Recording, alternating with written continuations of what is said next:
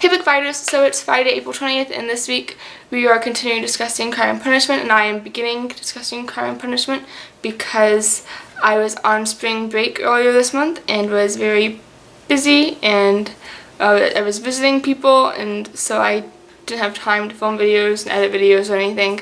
So I apologize for that, but I'm here now and I will discuss Crime and Punishment. Like everybody else, I did have problems with Russian names, which makes me feel so bad. But the names were just so hard and difficult.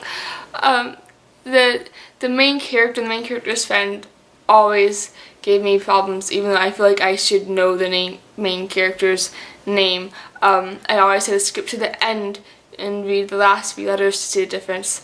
And at one point when the best friend starts having a relationship with his sister, I got confused for a minute and thought that it was incestuous, and it was just so difficult.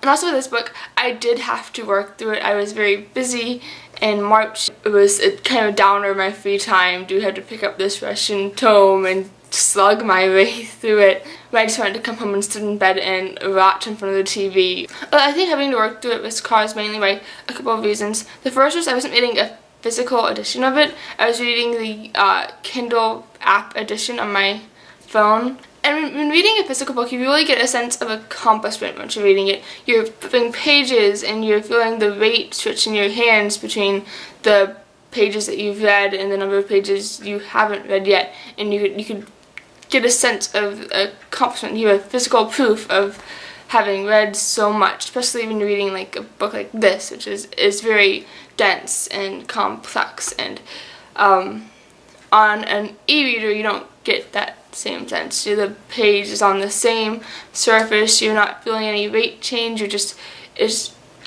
feels like it's never ending, especially with this book.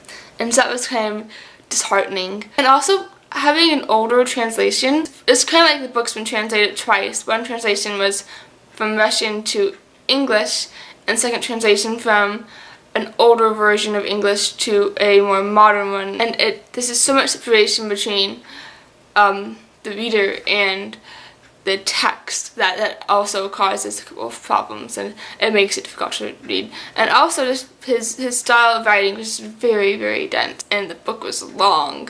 And so I did have to work through this book, even though I did enjoy the plot and the ideas, and I would have loved it if it was a lot shorter and it had names that I could easily recognize as I glanced at the page.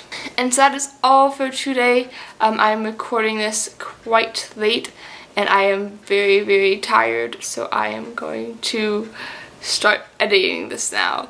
Have a great weekend, everybody, and Sarah, I will see you tomorrow.